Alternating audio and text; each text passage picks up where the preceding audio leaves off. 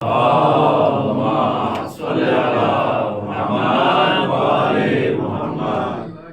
لا حول ولا قوة إلا بالله العلي العظيم. رب اشرح لي صدري ويسر لي عمري واحلل عقدة من لساني يفقهوا قولي.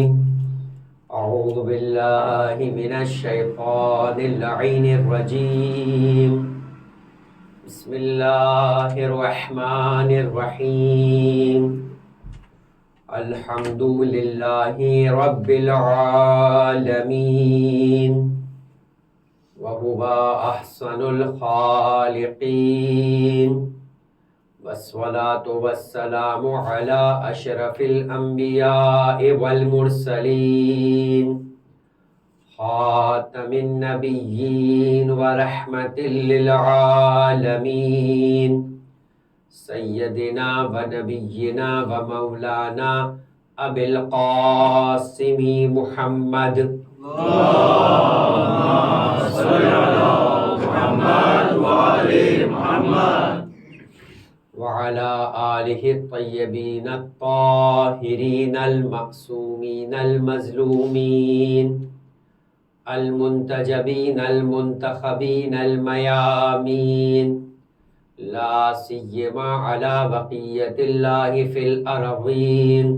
اللهم عجل لهم فرج إنهم يرونه بعيدا ونراه قريبا، ولعنة الله على أعدائهم أجمعين من الآن إلى قيام يوم الدين. أما بعد، فقد قال الله تبارك وتعالى في كتابه الكريم وفرقانه الحميد وقوله الحق وأصدق الصادقين. بسم الله الرحمن الرحيم.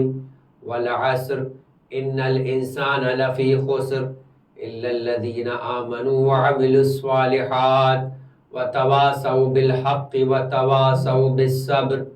وقال المعصوم عليه أفضل الصلاة والسلام: إن الحسين مصباح الهدى وسفينة النجاة. درود پڑھیں محمد والے.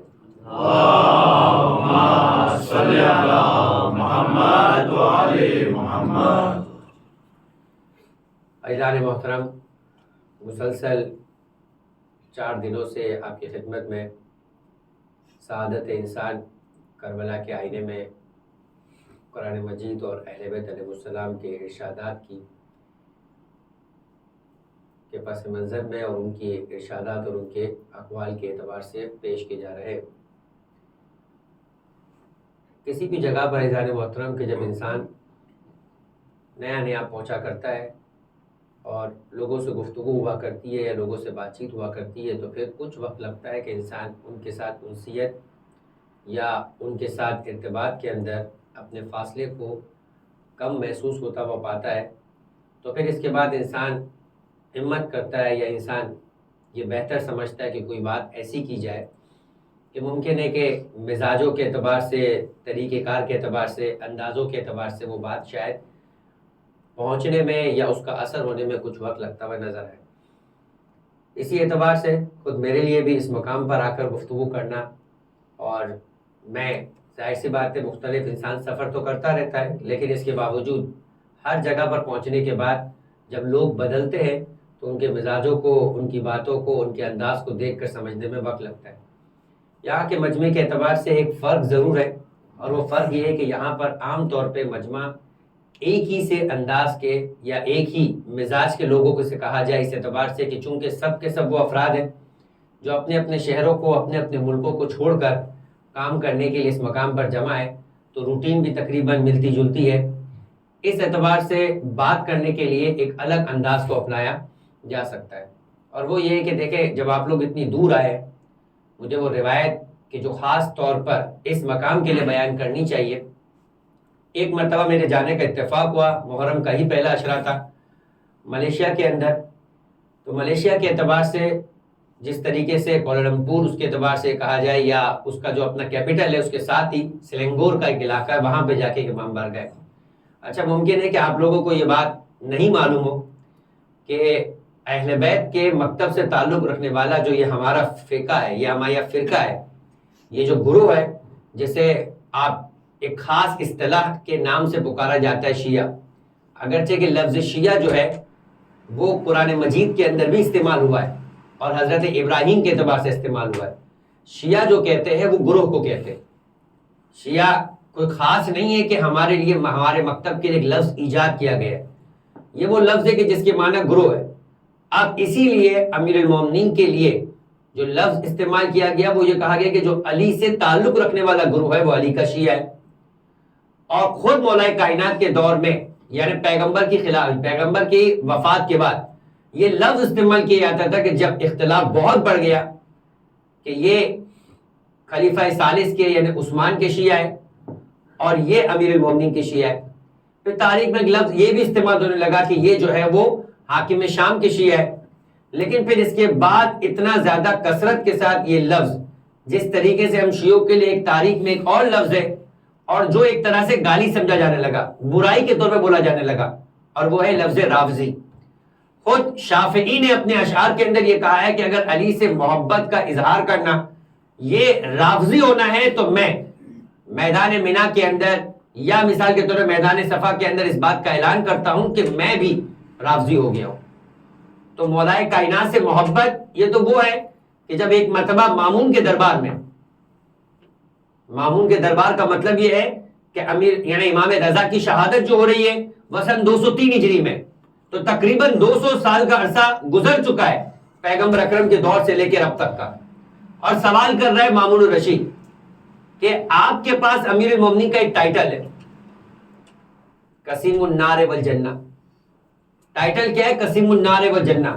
یہ ٹائٹل بڑا کھلتا تھا علی کے دشمنوں کو، علی کے مخالفین کو۔ اچھا مولا کائنات کے مخالفین طول تاریخ میں ہمارے اعتبار سے دیکھا جائے تو ہم تو گویا اپنے علاوہ سب کو یہ سمجھتے ہیں کہ امیر المومنین کا مخالف ہے، لیکن خود ہمارے علاوہ جو غیر ہے ان میں بھی دو گروہ ہیں، گرچہ کہ وہ امام ماننے کے اعتبار سے مخالف ہے لیکن بظاہر محبت کا اعلان کرتے ہوئے نظر آتے ہیں، اور ایک وہ گروہ ہے کہ جو مخالف ہے لیکن مخالفت کا اعلان اس طرح نہیں کر سکتا چونکہ وہ اپنے ہی کرائٹیریا کے تحت اس کے نزدیک کافر ہوتے ہوئے نظر آتے ہیں۔ اب جو بھی کرائٹیریا ہم کے پاس کہ بھئی پیغمبر کے جتنے بھی اصحاب ہیں بنا کر کہیں نہ کہیں سے حدیث لے کر آگے اصحابی کا نجوم کہ سارے کے سارے اصحاب ستاروں جیسے ہیں، مگر یہ عجیب ہے کہ ایک ستارہ دوسرے ستارے کا دشمن بھی ہے اور اس پہ لعنت بھی کرتا ہوا نظر آتا ہے۔ ہم کریں تو اعتراض ہے لیکن وہ خود کرے تو یہ تاریخ کا حصہ نظر آتا ہے۔ جناب عمار یاسر کو خلیفہ ثالث کے زمانے میں مارا گیا، عبداللہ ابن مسعود کو مارا گیا، یہ سارا تاریخ کا حصہ ہے، اور پھر خود اس کے بعد چاہے وہ چند آخری کے سالوں کا ہی مثال کے طور پہ کیوں نہیں صحابی بن گیا، مگر یہ تو طے ہے کہ جب صفین کے معرکے میں ایک جانب مولا کائنات ہے دوسری جانب حاکم شام ہے تو کوئی ایک تو ہے جو حق پر ہے اور جو دوسرا ہے وہ باطل پر نظر آتا ہے، اور یہ واضح ہو گیا۔ ابتدا میں تو کھلواڑ ہوتا رہا مگر جب عمار یاسر کی شہادت ہو گئی تو پیغمبر کا قول زندہ ہو کے لوگوں کے سامنے آ گیا کہ عمار تمہیں ایک باغی گروہ قتل کرتا ہوا نظر آئے گا، تو اب سمجھ میں آ گیا کہ عمار جس کی جانب سے لڑے تھے وہ حق پہ تھا، جس نے قتل کیا وہ باغی تھا۔ یہاں بھی کھلواڑ ہوتا ہوا نظر آیا۔ تاریخ میں ہم ہر مقام کے اوپر کوئی نہ کوئی جول دیتے ہوئے نظر آئے۔ اب کیا جول تھا؟ بھائی اس نے مارا ہے عمار کو جو عمار کو جنگ میں لے کر آیا ہے۔ جملہ سنیے گا، عمار کو اس نے ہلاک کیا ہے یا عمار کو اس نے مثال کے طور پہ خطرے میں ڈالا ہے کہ جو عمار کو جنگ میں لے کر آیا ہے؟ تو مولا کائنات نے بہت ہی بھرپور انداز سے جواب دیا، اس کا مطلب کہ حضرت حمزہ کو نعوذ باللہ شہید کرنے والے بھی پیغمبر ہوئے، کیونکہ جنگ میں لانے والے تو پیغمبر تھے۔ اس انداز سے فیصلے نہیں ہوتے مگر اسی انداز سے گمراہ کیا گیا اور اسی انداز سے لوگوں کو غفلت میں رکھا جا رہا تھا۔ خلاصہ یہ کہ عزیزان محترم، اب امیر المومنین کے جب اس انداز سے مخالفین موجود تھے تو خود دور علی کے اندر کہتے کہ پیغمبر کی رحلت کے بعد امیر المومنین کا ایک ٹائٹل لوگوں سے ہضم نہیں ہو رہا تھا، تو کسی نے آنے کے بعد پلان بنایا۔ دنیا کے اندر بھی اس انداز سے ہوتا ہے۔ ہمارے استاد اپنے زمانے کے اندر یہ کہا کرتے تھے کہ جب آپ کو کسی آدمی کی مینٹل اسٹیبلٹی کو چیک کرنا ہو کہ ذہنی طور پہ وہ کتنا مضبوط ہے تو کہا طے کر لیجیے آپس میں 5 لوگ مل کے کہ وہ ایک ہی جملہ کہیں گے اور منفی جملہ ہوگا سامنے والے کے لیے، کہا 5ویں جملے تک پہنچتے پہنچتے وہ ویسا نہیں ہوگا تو ویسا ہو جائے گا۔ مثلا آپ کمرے میں داخل ہو، ہاتھ ملائے اور داخل ہونے کے بعد کہا کہ سہیل بھائی لگتا ہے کہ آپ کو بخار ہے. اب سہیل بھائی بالکل درست ہے. کہا نہیں مجھے ایسا کچھ بھی نہیں ہوا ہے, میں بالکل درست ہوں. تھوڑی دیر بعد دوسرا آیا اور اس نے بھی آنے کے بعد یہ کہا کہ ہاتھ لگتا ہے تمہارا گرم ہے, طبیعت صحیح نہیں ہے. اب آپ نے اتفاق کیا تھا, انہیں تو نہیں معلوم تھا. تیسرا آیا, کہنے لگا سہیل بھائی طبیعت صحیح ہے, کچھ شکل سے بجھے لگ رہے ہو. جب پانچواں آئے گا تو سہیل بھائی جو بالکل حشاش و بشاش تھے, اب اس کے بعد انہیں بخار ہو چکا ہوگا. تو یہ ایک انسان کی دماغی صورتحال ہے اور نفسیات کا بڑا اثر ہوا کرتا ہے. آج کی میڈیکل سائنس بھی یہ کہا کرتی ہے کہ دوائی سے زیادہ انسان کی مینٹل اسٹیبلٹی کے اعتبار سے اگر ڈاکٹر کام کرتا ہے, اس کی کاؤنسلنگ کرتا ہے, اس سے بات چیت کرتا ہے, تو اس کا آدھا علاج یہی ہو جایا کرتا ہے. لہٰذا آپ لوگ جو یہاں اپنے شہروں اور ملکوں سے دور ہیں, یہ اس چیز کے علاج کی بہت زیادہ ضرورت رکھتے ہیں کہ جب انسان اپنے شہروں سے, اپنے رشتہ داروں سے, اپنے دوستوں سے, اپنے ملک والوں سے دور ہوتا ہے تو ایک تنہائی محسوس کرتا ہے. ذہنی طور پر اس کی کیفیت وہ نہیں ہوتی اسٹرانگ کہ جو اپنے ملک میں اپنے گھر والوں کے درمیان, اپنے دوستوں کے درمیان مضبوط ہوا کرتی ہے. تو اس اعتبار سے وہ ایک اپنے ذہنوں کے اندر ایک تناؤ کا اور ایک دباؤ کا شکار رہتے, چاہے ظاہر نہ کرے, چاہے بولتے ہوئے نظر نہ آئے, اور ہر ایک اپنے آپ کو دوسرے سے زیادہ طاقتور محسوس ہوتا ہوا نظر آئے, مگر ایک دوسرے کی اس کیفیت کو محسوس کر رہا ہوتا ہے. اور یہ ایک ایسی کیفیت ہے کہ جو ہر ایک میں ہوتی ہے, کم یا زیادہ. عزیزان محترم, تو ایسے وقتوں کے اندر ایک انسان کو دوسرے انسان کی زیادہ ضرورت ہوتی ہے. ایسے وقتوں میں ایک انسان دوسرے انسان کے ساتھ زیادہ ایکسپیکٹیشن رکھتا ہوا نظر آتا ہے. میں نے آپ سے کہا کہ آپ کو شاید علم میں نہیں ہے. جب میں بھی پہلی مرتبہ گیا وہاں پر, تو پھر مجھے نہیں معلوم تھا کہ دنیا میں کوئی ایسا علاقہ بھی ہے کہ جہاں پر واقعی مذہب اہل بیت کے چاہنے والوں کو آج کے اس آزاد دور کے اندر بھی آئسولیٹ کر کے اتنا رکھا جاتا ہے کہ اس کے مذہب کی اپنی اعمال کے اعتبار سے, اپنی ایکٹیویٹیز کے اعتبار سے شدید ترین پابندی ہوتی. دنیا میں دو ہی علاقے ہیں, حتیٰ کہ یہ مسئلہ اس خاص ایریے کے اندر بھی نہیں ہے کہ جس ایریے میں سب سے زیادہ ہونا چاہیے تھا. بعض مصلحتوں کے اعتبار سے میں اس کا نام نہیں لیتا, لیکن ان دو علاقوں کے اندر یہ بہت زیادہ واضح ہو کے نظر آتا ہے. ان میں سے ایک یہ ملیشیا تھا, جس کے اندر باقاعدہ یعنی شیعوں کو ایز اے مسلمان ایکسپٹ نہیں کیا گیا, اور برملا کہا گیا. نہ فقط برملا کہا گیا, سرکاری طور کے اوپر انہیں اس بات کی اجازت وہ لینے پہ مجبور ہو گئے کہ بھئی آپ ہمیں ایز اے انسان, ایک ہر فرقے کو, ہر مثال کے طور پہ کمیونٹی کو اجازت ہوتی ہے کہ اپنی کمیونٹی ایکٹیویٹیز کرے. بھئی آپ مسلمان نہ مانو, آپ کم سے کم ہیں ایک پاکستانی مان لو, پاکستانی نہیں مانو, مثال کے طور پہ ایک کمیونٹی والا مان لو. ہر اپنی کمیونٹی ایکٹیویٹی کرنا چاہتے ہیں. بولا آپ کو اپنی کمیونٹی ایکٹیویٹی کی اجازت ہے, مگر چار دیواری کے اندر, جس کے اندر آپ کوئی ایسا کام اگر کرنا چاہتے ہو جو ہمارے مذہب سے, اسلام سے مخالفت ہے, تو آپ کو ایکسپٹ کرنا پڑے گا کہ آپ نان مسلم ہو. مسلم ہوتے ہوئے آپ یہ کام نہیں کر سکتے. تو یہ, اور دوسری کنٹری مالدیو, وہاں پر سرکاری طور کے اوپر اس مسلک کو, یعنی مذہب جعفری کو کافر قرار دیا گیا. وہاں مجلس کی اجازت ہی نہیں ہے, ایون گھر کے اندر بھی آپ مجلس نہیں کر سکتے. وہاں کے جو لوکل اہل بیت کے چاہنے والے ہیں, وہ پہلی محرم سے پہلے سفر کر کے سری لنکا چلے آتے ہیں, اور وہاں جانے کا بدھسٹ کنٹری کے اندر عبادت کرتے ہیں, یا اپنا مثلا جو ہے وہ عزاداری کرتے اور پھر واپس آیا کرتے ہیں. تو وہ کنٹری تھی, اس کنٹری کے اندر جانے کے بعد جب ملیشیا میں مجھے ایک فرد ملا جو وہاں پہ آج سے تقریباً 30-35 سال پہلے پہنچا تھا, تب جا کے مجھے وہ روایت سمجھ میں آئی کہ جب صادق آل محمد امام جعفر صادق علیہ افضل الصلاۃ والسلام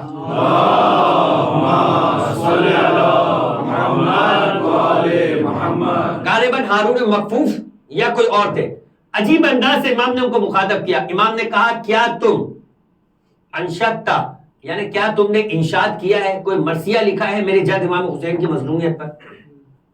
آپ بھی بیٹھے, یہ بات اس پیرائے میں ہو رہا ہے کہ بات آگے نہ نکل جائے کہ جب آپ اتنی تعداد کے اندر جمع ہو گئے تو یہ خدا کا شکر ادا کریں. یہ کچھ بہت زیادہ آپ سمجھے کہ ایسی بات نہیں ہے کہ آپ قابل اس کو اس انداز سے سمجھ لیں کہ آپ اتنی تعداد میں جمع ہو گئے تو یہ ہو ہی جاتے. دنیا کے ایسے علاقے بھی ہیں کہ جہاں پر فقط ایک شیعہ ہے اور اس کے پاس کوئی اہتمام نہیں ہے کہ وہ ان دنوں کے اندر بھی کسی طریقے سے مجلس حسین کر سکے, اور آپ کے پاس یہ اہتمام ہے. آپ کو خدا کا کروڑوں احسان سمجھنا چاہیے کہ آپ کو اس انداز سے جگہ بھی ملی اور بیٹھنے کا موقع بھی ملا. اور پھر بھی اگر وہ اہتمام نہ ہو, وہ انداز نہ ہو, تو واقعا روز قیامت سوال کیا جائے گا اس نعمت کا, سوال کیا جائے گا اس نعمت کا کہ کیوں کوئی ایک فرد بھی ایسا نہیں تھا جو ڈھنگ سے حدیث قصہ مکمل طور پہ پڑھ سکتا ہو, کیوں کوئی ابتدا کے اندر انتظام نہیں تھا کہ پراپر طریقے سے مرثیہ پڑھا جاتا ہو. اتنے سارے لوگوں کے درمیان بھی اگر انتظام نہیں ہے تو پھر یہ سوال بنتا ہے ہر ایک کا اپنی ذات سے بھی اور اس کے بعد سیدہ کونین کی بارگاہ کے اندر بھی. ایسا نہیں ہونا چاہیے. واقعاً چھٹے امام مخاطب کر کے ائمہ اپنی مظلومیت کا احساس کیا کرتے تھے, پوچھتے تھے کیا تم نے مرثیہ لکھا ہے, یعنی امام خود تلاش کرتے تھے کہ کوئی مرثیہ لکھنے والا ہو تو اس سے مرثیہ سنے, اور اس کے بعد کہا ہارون مرثیہ پڑھو. جی بالکل ایسا ہی ہوتا ہے. ممکن ہے کوئی نیا پڑھنے والا ہو تو وہ تھوڑا ہیزیٹیٹ کرتا ہے, جھجکتا ہے, تو پھر سامنے والے کی کیا ذمہ داری یہ بھی امام نے بتائی. امام نے کہا ہارون ایسے نہیں پڑھو, ویسے پڑھو جیسے اپنے علاقے میں پڑھتے تھے, وہی گریے کا انداز ہو, وہی تمہاری آواز بلند ہو, اور اسی انداز سے پڑھو جیسے اپنے مرنے والے پہ مرثیہ پڑھا کرتے ہو. جیسے ابو بصیر تھے, ابو بصیر گریا کر رہے تھے, ماحول تھا, عزاداری ہو رہی تھی. امام نے کہا ابو بصیر روتے کیوں نہیں ہو؟ ابو بصیر رو رہا تھا, مگر کسی کو شرم محسوس ہوتی, کوئی تھوڑا سا جھجکتا ہے, اپنے انداز سے رو رہا ہوتا ہے, چھپا رہا ہوتا ہے. امام نے کہا ایسے نہیں ابو بصیر. ابو بصیر نے ایک مرتبہ اپنا رومان دکھایا, مولا میں گریا کر رہا ہوں, اس پہ آنسو کے آثار اور نشان ہے. فرمایا نہیں ابو بصیر, ایسے رو جیسے بوڑھی ماں اپنے جوان بیٹے کے جنازے پہ رویا کرتی. اس لیے کہ سیدہ اسی انداز سے اپنے حسین کا ماتم کیا کرتی. اپنی آوازوں کو بلند کرتے ہوئے نظر آؤ. تمہیں آوازوں کو رہا کرنے میں شرم نہیں محسوس ہونی چاہیے, اس لیے کہ یہ وہ غم ہے جو اللہ کا رسول مناتا ہوا نظر آتا ہے, اور جو اس غم کی مخالفت کرتا ہے وہ اللہ کے رسول کی کمر کو توڑتا ہوا نظر آتا ہے. کہا تم اسے کوئی عام معمولی غم سمجھ رہے ہو, یہ وہ غم ہے کہ جس نے رسول کے دل کو چیر کر رکھ دیا ہے, اور آج تک اللہ کا رسول گریہ وزاری کے عالم کے اندر ہے. عزیزان محترم, اس کے بعد امام نے بات کو آگے بڑھایا اور فرمایا کہ اے ہارون, اگر کوئی 50 لوگ موجود ہو اور ایک انسان مرثیہ پڑھ کر انہیں رلائے, تو مرثیہ پڑھنے والا بھی اور مرثیہ سننے والا بھی جنت کا مستحق بن جایا کرتا ہے. بظاہر تو آپ نے ایک مرثیہ ہی پڑھا ہے, لیکن اس مرثیے کے پیچھے اللہ کے رسول کی رضا ہے, اس مرثیے کے پیچھے شہزادی کونین کی دعا ہے, اس مرثیے کے پیچھے امیر المومنین کے وہ سارے کے سارے احساسات ہیں جو اپنے بچے حسین کے ساتھ جڑے ہوئے.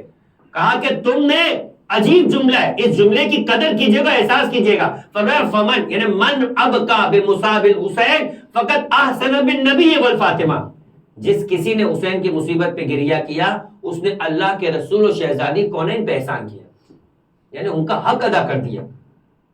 شہزادی کونین اپنے بیٹے پہ رونے والے کو یہ سمجھتی ہے کہ واقعاً اے میرے چاہنے والے, تو نے آ کر میری دل گساری کی ہے, میرے غم کو اپنا غم سمجھا ہے, اور اس کے لیے تم جمع ہو گئے ہو, وقت نکالا ہے تم نے اپنا. شہزادی شکریہ ادا کرنے کے لیے آیا کرتی ہے.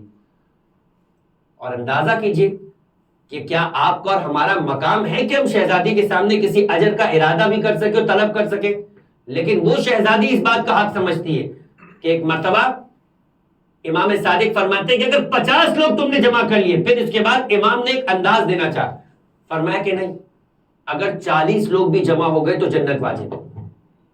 پھر تعداد کم کی, فرمایا اگر 30 لوگوں کو تم نے رلا دیا تو تم پر جنت واجب ہے.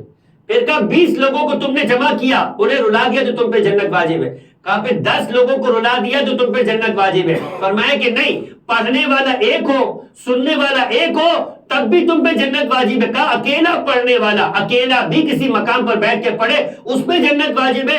اگر تم رو نہ سکو فمن بکا تو کا تباہ کی, اگر رونے جیسی شکل بھی بنا دو خدا تب بھی تم پہ جنت واجب کرے گا.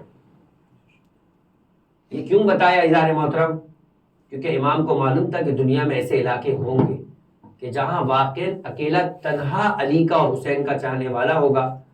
اور آج کی دنیا میں تو آپ کو بہت زیادہ خوش قسمت ہونا چاہیے کہ آج میڈیا کے اعتبار سے انسان یہاں بیٹھے ہوئے ہزاروں میل دور کی لائیو مجلسیں بھی سن لیتا ہے, اور ایسا سمجھ رہا ہوتا ہے کہ جیسے وہ ابھی اس کے سامنے گفتگو ہو رہی ہے تو وہ اپنے اندر اثر پیدا کر سکتا ہے. آپ سوچئے اس شخص کو جس کے پاس کوئی میڈیا نہیں ہو اور اسے کچھ پڑھنا بھی نہیں آتا ہو, کچھ یاد بھی نہ ہو, اور وہ صرف یا حسین یا حسین یا حسین کہہ کر گریہ کرتا ہو اور اپنے اوپر کیفیت طاری کر کے ماتم کر کے اپنے تذکرے کو ختم کرتا ہو. عزیزان محترم, ان افراد کے بنسبت ہم اپنے لیے اس ماحول کو پروردگار عالم کا شکر ادا کرنے کے لائق سمجھتے ہیں کہ پروردگار تیرا شکر ہے کہ تو نے ہم جیسے افراد کو ایک مقام عطا کیا کہ جہاں ہم پراپر انداز سے مینج ہو کے سیدہ اور ان کے لال کو پرسا دے سکتے. یہ بہت بڑی نعمت ہے عزیزان محترم, بہت بڑی نعمت ہے کہ جس کا اتنا ہی بڑا سوال ہوگا. اب بات وہاں سے نکلے کہ قسیم النار والجنہ, 5 افراد 6 افراد نے مل کر اسی طریقے سے مولا کائنات کا امتحان لیا اور مولا کائنات کو تکلیف پہنچانا چاہیے. جملہ کیا کہا؟ دیکھیں یہ کن امتحانات سے, کن قربانیوں سے دین ہم تک پہنچا ہے اور کس طرح سے اذیتیں پہنچائی گئی اہل بیت علیہ السلام کو, کہ آ کر پہلے نے جملہ کہا جو تاریخ بنی امیہ نے باقاعدہ محنت کی اس کام کے اوپر. عجیب جملہ ہے, کیا فرمایا؟ ابو کا فی النار. امیر المومنین کو مخاطب کر کے کہا ابو کا فی النار, اے علی تمہارا باپ تو نعوذ باللہ جہنم میں ہے. علی نے سن لیا مگر جواب کے قابل نہ سمجھا تو اسے کچھ کہا بھی نہیں. ہر فرد کو جواب بھی نہیں دیا جاتا, کم سے کم ذہنی استطاعت کے اعتبار سے اور شخصیت کے اعتبار سے قابل بھی تو ہو جواب دیا جائے. علی نے کوئی جواب نہ دیا, چلا گیا. تاریخ بتاتی کہ اپنے لوگوں میں جب پہنچا تو کہا کیا ہوا؟ پلان تھا نا باقاعدہ, کہا کیا ہوا؟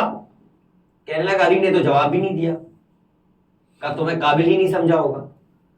دوسرے نے کہا چلو میں کوشش کرتا ہوں. وہ آیا اور اس نے بھی یہ کہا ابو کا فی النار, علی تمہارا باپ جنت میں جہنم میں. یہی جملہ کا. یہ عجیب بات ہے کہ یہ جو لوگ جملہ کہہ رہے وہ خود جہنمی تھے, جو جملہ کہہ رہے وہ خود جہنمی تھے. لیکن عزیزان محترم عجیب بات یہ کہ ابو جہل نے خود اس بات کا فیصلہ کر دیا کہ جو سو کوڈ مسلمان فیصلہ نہ کر پائے وہ ابو جہل نے اسلام کی ابتدا ہی میں فیصلہ کر دیا تھا کہ میں مسلمان نہیں ہوں لیکن اتنا جانتا ہوں کہ ابو طالب ہی وہ ہے کہ جس کی کوششوں کے تحت رسول کی ساری کوششیں چل رہی ہے.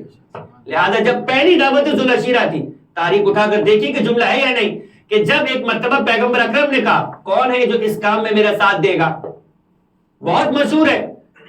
کوئی ایک اس دور میں تو کسی ایک کا تو نام لے کر آتا کہ اس نے پیغمبر کی مدد کے لیے اٹھ کھڑا ہوا. بھائی کوئی پہلا دوسرا تیسرا چوتھا جتنے بھی سارے کے سارے اسلام کی فہرست کے اعتبار سے مسلمان موجود ہے اس فہرست میں کیوں نہیں نظر آتا؟ جہاں قربانی کی بات ہو, جب بستر پہ سونے کی بات ہو وہ علی نظر آتے ہیں, جہاں خندق میں تلوار کی بات ہو علی نظر آتے ہیں, جہاں خیبر میں علم لے جا کر کھڑا ہونا علی نظر آتے ہیں. اور آج بھی دعوت ذوالعشیرہ میں تاریخ خاموش نظر آتی ہے کہ کوئی نہ کھڑا ہوا. وہ ایک نابالغ بچہ کھڑا ہوا کہ جسے بچوں میں پہلا مسلمان بنانا تھا, 13 سال کی عمر تھی, اور ایک مرتبہ کھڑے ہو کر پیغمبر اکرم کو مخاطب کر کے کہتا ہے کہ میں ہوں آپ کا اس کام میں ناصر و مددگار رہوں گا. پیغمبر نے بٹھا دیا. دوسری مرتبہ اعلان کیا, پھر علی کھڑے ہو گئے جب کوئی کھڑا نہ ہوا. جب تیسری مرتبہ کہا تو اس وقت پیغمبر اکرم نے کہا کہ ہاں یہ علی میرا خلیفہ ہے. جو لوگ کہتے ہیں کہ کیوں پیغمبر نے اعلان نہ کیا, پیغمبر نے تو پہلی دعوت میں اعلان کر دیا تھا یہ میرا خلیفہ ہے, میرا ناصر و مددگار ہے, یہ میرا دنیا اور آخرت میں بھائی ہے اور میرا جانشین ہے. اس وقت ابو جہل نے کھڑے ہو کر سب سے پہلے یہ کہہ کر محفل برخاست کی, کہا کہ ابو طالب اب تم بھی اپنے بیٹے کی پیروی کرنا. بھائی اگر ابو طالب تھے ہی نہیں مومن تو پیروی کرنے کا تانا ابو جہل کیوں دے کے جا رہا تھا؟ ابو جہل نے کہا تم سمجھتے ہو یا نہیں سمجھتے ہو, میں سمجھتا ہوں کہ علی اور رسول کو آگے لا کر مومن آل فرعون بن کر یہ پورے کا پورا اسلام بنیاد رکھنے والا ابو طالب ہے, اسے آبیاری دینے والا ابو طالب ہے. درود پڑھے محمد و آل محمد پر.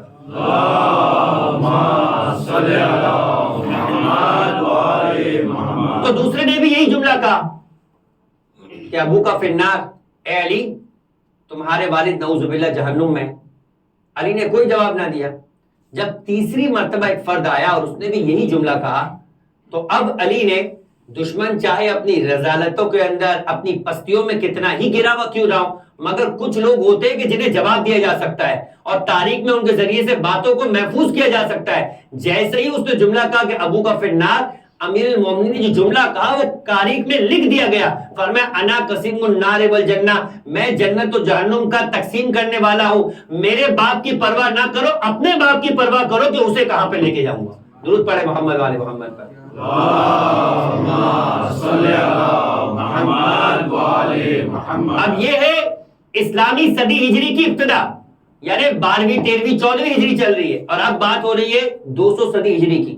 مامون کا دربار ہے، اور مامون نے ایک مرتبہ 8ویں امام سے مخاطب ہو کر کہا کہ آپ لوگ اپنے جد کے لیے ایک خطاب کا، ایک لقب کا، ایک ٹائٹل کا ادعا کرتے ہو، اور وہ ہے کہ امیر المومنین قسیم النار والجنہ ہے. اس کی کوئی دلیل ہے آپ کے پاس؟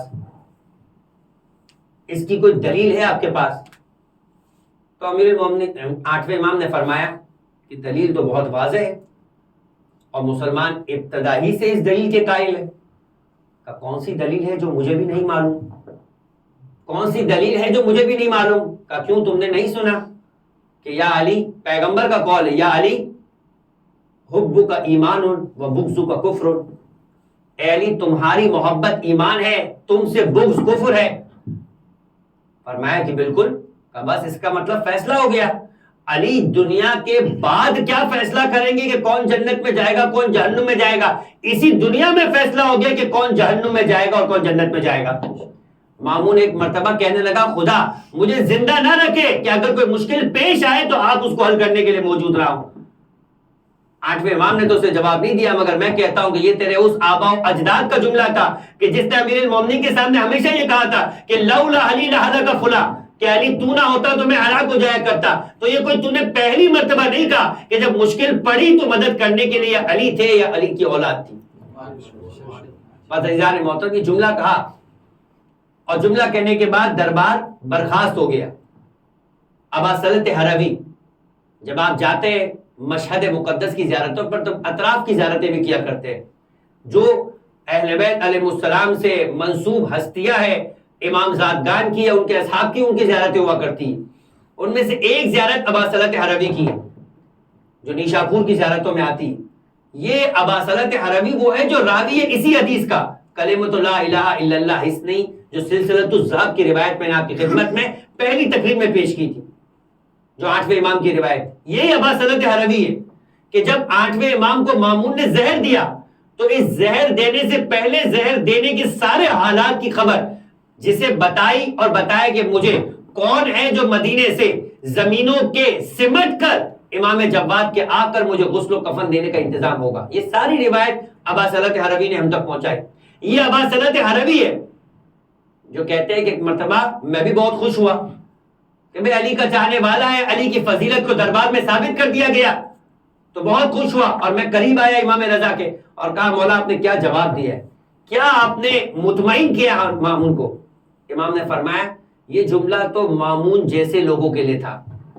غور کیجئے گا، فرمایا یہ جملہ تو مامون جیسے لوگوں کے لیے تھا، ورنہ رسول نے جملہ کہا تھا علی سے کہ علی پورے صراط کے پاس کھڑے ہوں گے اور ایک مرتبہ کہیں گے جہنم سے ہاذا لک، اور جو جنتی ہوگا اسے کہیں گے ہاذا لی، یہ میرا ہے یہ تیرا ہے. اس انداز سے جنت و جہنم کو تقسیم کرتے ہوئے نظر آئیں گے. درود پڑھے محمد والے محمد پر. اللہم صلی علی محمد وعلی محمد. عزیزان محترم اتنی ساری تمہید باندھنے کا مقصد یہ تھا کہ بھرپور اہتمام کے ساتھ ان دنوں کے اندر انتظام کیجیے. یہ کوئی چھوٹا انتظام نہیں ہے کہ جس کے لیے آپ کو ذمہ داری اور لائق سمجھا گیا ہے. یہ وہ انتظام ہے کہ پھر روز قیامت جا کر آپ کو احساس ہوگا کہ کون سا انتظام تھا کہ جس کی سعادت آپ کو ملی تھی کہ جس کے اندر آپ کی طرف سے کوئی کمی رہ گئی. ائمہ باقاعدہ منتخب کر کے سوال کیا کرتے تھے. میں نے آپ سے کہا پہلی مجلس کے اندر کہ چھٹے امام نے فضیل ابن یسار سے کہا اتتحدثون وتجلسون، ائمہ اس بات کا اشتیاق رکھتے تھے کہ تم دو کہیں مل جاؤ مگر ذکر آل محمد کس لیے بیٹھتے ہوئے نظر آؤ. دو آدمی ملو باتیں کرو، تمہاری باتیں کیا ہو؟ آل محمد کا ذکر ہو، آل محمد کی علوم ہو، آل محمد کی تذکرے ہو. اور پھر امام فرماتے کہ رحم اللہ، یعنی امام فرماتے انا تلک المجالس احبها، تمہارا یہ بیٹھنا ہمیں تم سے محبت کرنے پر آمادہ کرتا ہے. ہم تم سے محبت کرتے تمہاری بیٹھکوں کی وجہ سے. آپ محبت امام صادق کے مستحق بن جاتے. اور پھر امام نے کہا رحم اللہ، عبدن من احیا ذکرنا، جب وہاں بیٹھ کے تم ہمارا ذکر کرتے ہو، ہماری ایک بات کا تذکرہ ہمارے ذکر کو زندہ کرنا ہے، جو ہمارے ذکر کو زندہ کرتا ہے خدا اس پہ رحمت کرتا ہے۔ اور پھر امام نے، آپ پھر بھی خوش قسمت ہیں، میں نے آپ کو 2 ملکوں کے حوالے دیے۔ مسمع بصرہ کا رہنے والا تھا، آپ کے ذہنوں میں وہ روایت نہیں ہوگی، غالباً چوتھے امام کی روایت ہے، یہ بھی چھٹے امام کی روایت ہے۔ فرمایا کہ امام حسین پہ امام حسین پر کائنات کا ذرہ ذرہ گریا کرتا ہوا نظر آیا، چاہے وہ آسمان کا حصہ تھا چاہے وہ زمین کا حصہ تھا، مگر فرمایا کہ 3 چیزوں نے امام حسین پہ گریا نہیں کیا۔ ایک بنی امیہ کا نام لیا، ایک بصرہ کا نام لیا۔ بصرہ آل محمد سے نفرت کرنے والوں کی سرزمین تھی، اور تیسرا شام۔ ایسی سرزمین کے اوپر تاریخ میں پورے حوالے، اور آج تو انٹرنیٹ کے اوپر اس سے متعلق سفیر حسین سے متعلق باقاعدہ سلیمان کے نام کی ایک پوری ڈاکومنٹری اور فلم موجود ہے، آپ اسے دیکھیے گا، آپ کو اندازہ ہوگا کہ بصرہ کے حالات کیسے تھے۔ اور کیوں نہ ہو، ابن زیاد جو بصرے کا گورنر تھا اسے کوفہ بھیجا گیا تھا، تو سوچئے کہ جو اصل جگہ تھی وہاں اس نے کیا حالات کر رکھے ہوں گے، جو آنے کے بعد کوفے کیسے حالات کرتے، وہ بصرہ میں رہ رہا تھا تو اس نے بصرے کی کیا کیفیت کی ہوگی۔ اتنا زیادہ آئسولیٹڈ، اتنا زیادہ دباؤ و تناؤ کا شکار تھا کہ بصرہ والے امام سے اپنی محبت کے اظہار کے لیے رو بھی نہیں سکتے تھے۔ باپ بیٹے کی جاسوسی کرتا ہوا نظر آ رہا تھا۔ آج آپ کے یہ ماحول نہیں ہے عزیزان محترم۔ تو نے جس طرح سے جا کر مسلم ابن عقیل کے تحفظ کیا، اور بیٹا جا کے ابن زیاد کے دربار میں خبر دے کر آیا، اگر آپ کے ساتھ ایسی کیفیت ہو تو بتائیے کیا کوئی انسان روتا ہوا بھی نظر آئے گا؟ وہ تنہائی کے اندر بھی گریا کرتے ہوئے آنکھوں میں آنسو لاتا ہوا گھبراتا ہوا نظر آئے گا۔ مسمع کو امام مخاطب کر کے جملہ کہتے ہیں، کیا تڑپ تھی امام کی۔ بصرہ کوئی بہت دور نہیں ہے عزیزان محترم، یہ کوئی افریقہ کے اندر انگولا کا علاقہ نہیں ہے، یہ وہی کربلا کے آج بھی جب مشی گرے چلتے ہیں تو بصرہ سے لوگ پیدل چل کے 11 دن کا سفر کر کے کربلا پہنچتے ہیں۔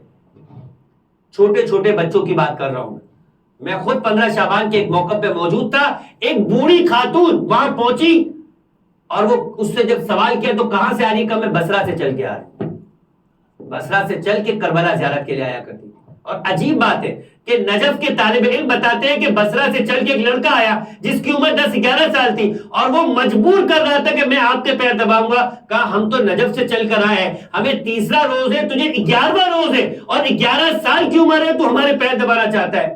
یہ عشق ہے آج بصرہ کے رہنے والوں میں، جو اس دور میں نہیں تھا عزیزان محترم۔ لیکن بصرہ پھر بھی اگر 11 دن ہے تو گھنٹوں کے اعتبار سے 3 گھنٹے کا سفر نہیں ہے گاڑی کا۔ یہاں سے ملک سے نکل کر کوئی ویزا نہیں لینا یا کوئی اور کام نہیں۔ امام مسمع سے کہتے کہاں رہتے ہو؟ کہ بصرہ میں رہتا ہوں۔ امام پوچھتے مسمع سے کیا میرے جد حسین کی زیارت کو جاتے ہو؟ کیا میرے جد حسین کی زیارت کو جاتے ہو؟ امام نے یہی سوال ایک اور راوی سے بھی کیا تھا، اور عجیب انداز ہے عزیزان محترم۔ بعض اوقات انسان اپنی دنیا بنانے کے اندر اپنے سے وابستہ لوگوں کی دنیا بنانے میں اتنا لگ جاتا ہے کہ پھر وہ ان چیزوں پہ جتنا اہتمام کرتا ہے ان چیزوں پر اتنا اہتمام نہیں کرتا۔ ان چیزوں کے لیے جتنی تکلیف کو برداشت کر لیا کرتا ہے ان چیزوں کے لیے تکلیف کو برداشت نہیں کر لیا کرتا۔ عجیب الگ الگ قسم کی اپنی سوچ و بہانے ہیں، کہیں تعلیم کا مسئلہ ہے، کہیں گھر بنانے کا مسئلہ ہے، کہیں میں نہیں کہتا یہ سارے مسائل نہیں ہیں، مگر مسائلوں کے اندر ترجیحات ہے۔ موضوع جو ہمارے سعادت کیا چیز ہے جو واقع اس بات کے لیے حق رکھتی ہے کہ اس پر پہلے خرچہ کیا جائے، اور کیا چیز ہے کہ جس پر بعد میں خرچہ کیا جائے۔ آپ کا یہی بچہ ہے جو ایجوکیشن پڑھ رہا ہے، جس کے لیے آپ کیمبرج کی یا کوئی بھی ایجوکیشن کرنے، اب اسے بیماری لگ گئی، چاہے اسے ڈینگی لگ گیا خدا نہ خواستہ، یا فرض کریں کہ اسے کوئی اور بیماری لگ گئی، اب وہ جاں بلب ہے، تو آپ اس کی اسکول کی فیس بھریں گے یا اس کے ہاسپٹل کا خرچہ بڑھیں گے؟ نہیں، ہم تو اس کی اسکول کی فیس بھریں گے، چونکہ اس کا اے یا او لیول کا پرچہ وہ نکل جائے گا۔ بچہ ہی نکل جائے گا تو پرچہ کیا نکلتا ہوا نظر نہیں آئے گا۔ ہر ایک کہے گا بیوقوف آدمی ہو، اسے پہلے بچاؤ، یہ بچے گا تو پڑھتا ہوا نظر آئے گا۔ ساری دنیا بیوقوف کہے گی آپ کو۔ تو ترجیح میں فرق آگے، کہاں ترج کیا گیا تھا، کہاں پہ خرچ کیا جا رہا تھا۔ اب آپ جا کر دیکھیے کہ جو واقعی علی سے محبت کرنے والے حجر ابن عدی، آج منزل مصائب پہ غر کا تذکرہ ہوگا، وہاں بھی یہ بات ہوگی۔ حجر ابن عدی تاریخ کا وہ فرد ہے کہ جب حاکم شام نے انہیں شہید کیا تو کوئی اور کی بات نہیں ہو ایران محترم، وہ خاتون کے جس کا نام واقع میں اس ممبر سے لینا ممبر کے شایان شان نہیں سمجھتا، کہ جس نے علی کے خلاف جنگ جمل لڑی تھی، وہ تک تڑپ گئی اور ایک مرتبہ حاکم شام کو خط لکھ دیا کہ تو نے ایسے ایسے اصحاب رسول کو قتل کرنا شروع کر دیا ہے کہ جس پر سب کا اتفاق تھا کہ وہ اپنے دور کا سب سے بڑا زاہد اور عبادت گزار شخص تھا۔ حجر ابن عدی اپنے 10 11 یا 7 یا 8 ساتھیوں کے ساتھ گرفتار کر کے زیاد ابن ابی ابن زیاد کے باپ نے، جب وہ کوفے کے حالات کو اتنا زیادہ سنگین دیکھ رہا ہے کہ حجر کو پکڑنے کے بعد کسی طریقے سے لوگ سنبھل نہیں پا رہے، لوگوں کا غصہ بڑھتا جا رہا ہے، حاکم شام کو خط لکھ دیا۔ حاکم شام نے کہا اسے میرے پاس روانہ کر دے، اور حاکم شام کے شام میں حالات بگڑنا شروع ہو گئے تو ایک مرتبہ کہا اسے شام نہیں پہنچنے دینا، اسے راستے میں قتل کر دینا۔ کہیں سب سے ایک مرتبہ اقرار کرواؤ، لکھواؤ سب سے کہ یہ علی اور اولاد علی پہ لعنت کرے اور ان کے مذہب سے انکار کر دے، انہیں چھوڑ دینا سوائے حجر ابن عدی اور ان کے بیٹے کو۔ ایسا حجر ابن عدی کا عقیدہ تھا علی سے محبت کا۔ حاکم شام یعنی شام گھبرا رہا ہے، زیاد ابن ابی کوفہ گھبرا رہا ہے، پورے کے پورے سلطنت کے حصے لرز رہے کہ حجر ابن عدی نے مخالفت کر دی حاکم شام کی۔ حجر ابن عدی برداشت نہیں کر سکے علی پر، مسلسل مسجد کوفہ میں جمعے کی نماز کے اندر، جنہیں اصحاب کہہ رہے ہیں اگر ان کی فہرست بنائی جائے تو علی کا نام ان کے اعتبار سے چوتھا تو آتا ہے، کہ جمعے کی نماز میں، جمعے کی نماز کے قنوت کے اندر علی پہ لعنت کی جاتی۔ اور یہ 1-2 سال کا سلسلہ نہیں، 90 سال تک مولا کائنات پہ لعنت کی جانے لگی، 90 سال تک۔ سب سے پہلا شخص کون تھا جس نے سلسلے کو ختم کیا؟ عمر ابن عبدالعزیز، خود انہی کے خاندان کا فرد ہے، وہ اپنی جگہ ایک تاریخ ہے کہ کیسے عمر ابن عبدالعزیز بنا۔ تاریخ کے 2 کردار ایسے ہیں کہ بنی امیہ کے خاندان میں ہوتے ہوئے وہ ان کے انداز کے مخالف ہوتے ہوئے نظر آئے۔ ایک حاکم شام کا پوتا جو حاکم شام کے نام پر تھا، جس کی قبر آج بھی شام میں موجود ہے، معاویہ ابن یزید ابن معاویہ، کہ جس نے چوتھے امام کے مقابلے میں خلافت کو قبول کرنے سے انکار کر کے ٹھوکر مار دی، کہ میں اس خلافت کی گدی پر نہیں بیٹھوں گا جس کی بنیاد حسین کے قتل پہ رکھی گئی۔ اسے زہر پلا کر قتل کر دیا گیا۔ اور ایک عمر ابن عبدالعزیز کہ بنی امیہ کی تاریخ میں اگر کوئی کہا جائے کہ سب سے زیادہ مناسب ہے کہ جس نے فدق کو، 5ویں امام کو واپس پلٹایا تھا اور امیر المومنین پہ لعنت کا سلسلہ ختم کیا، دونوں کے کردار میں یہ تبدیلی اپنے استاد کی نسبت آئی کہ جس استاد کے ہاتھ میں ان بچوں کی تربیت تھی وہ علی سے محبت کرنے والے تھے، کہ جس نے نسلوں کے کردار کو تبدیل کر کے رکھ دیا اور ماؤں کے نجس خون کو بدل دیا۔ یہ ہے استاد کی تربیت کا کمال، کہ جو علی سے محبت کرنے والا ہو، ان کے ہاتھ میں اگر دشمن اہل بیت کا بچہ بھی آ جائے تو اس کے کردار کو تبدیل کر دیا کرتے۔ تو یہ شخص جب حجر ابن عدی نے یہ انداز دیکھا کہ یہ کون سا تماشا لگا کے رکھا ہے کہ تمہاری ہر خطبے کی گفتگو کا آغاز علی اور علی کی اولاد کے اوپر لعنت سے ہوتا ہے، مسجد کوفہ میں کھڑے ہو گئے، علی سے برداشت نہ ہو سکا حجر ابن عدی سے، اور حجر ابن عدی نے مخالفت کی تو گویا لوگوں کو جو دلوں میں جذبے تھے وہ برداشت نہیں ہو پا رہے تھے، مگر بولنے کی ہمت نہیں تھی۔ حجر کھڑے ہوئے، پورا کا پورا کوفہ کھڑا ہو گیا اور زیاد ابن ابی گھبرانا شروع ہو گیا۔ اب وہ مقام آج بھی شام میں موجود ہے، اور وہی علی کے دشمنوں نے حجر ابن عدی کی مزار کو نہ فقط گرایا بلکہ قبر حجر کو کھود دیا اور حجر کے لاشیں کو نکالا۔ آج بھی اس قدر دشمنی و بغض موجود ہے۔ کیا یہ صحابی رسول کی توہین و تذلیل نہیں ہے؟ کیا اس کے بارے میں کوئی سوال نہیں ہونا چاہیے؟ بس ایک مرتبہ حجر ابن عدی جب اس مقام کے اوپر کہ جہاں پہ ان کی قبر موجود ہے، وہیں پر حجر ابن عدی کو ایک مرتبہ جب یہ کہا گیا کہ حجر تمہیں قتل کیا جائے گا، حجر نے 2 بات کہی، کہ جس وقت میں نے اس اعلان حق کو بلند کیا تھا اسی وقت میں اس نتیجے کے لیے تیار تھا۔ یہ انجانا نتیجہ نہیں ہے کہ جو حجر کو معلوم نہیں تھا۔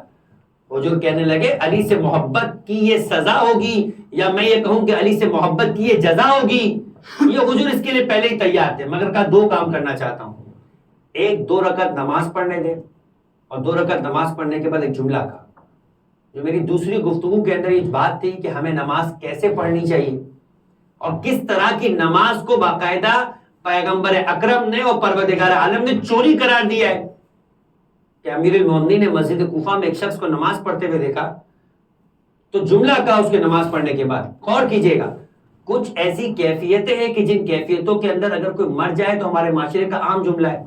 کوئی شب جمعہ کسی کی وفات ہو جائے, کوئی مثال کے طور پہ کربلا کے اندر کسی کی موت ہو جائے, تو آپ کیا جملہ کہتے ہیں؟ آپ کہتے ہیں کتنا خوش نصیب تھا, کیا رات ملی اسے, کیا دن ملا اسے, کیا مقام ملا اسے. اب اگر کوئی مسجد کوفہ میں, مسجد کوفہ جانتے ہیں کون سی جگہ ہے؟ مسجد کوفہ میں بیٹھنا بھی عبادت ہے. عام مسجدوں میں بیٹھنا عبادت نہیں ہے. بیٹھنا عبادت ہے یا تو کعبے کی مسجد الحرام کے پاس یا مسجد کوفہ میں. وہ مسجد کوفہ کے پیغمبر معراج پہ جا رہے, جبرائیل نے پوچھا آپ کو معلوم ہے کہ اس وقت آپ جس سفر معراج پر زمین کے اوپر کیا ہے؟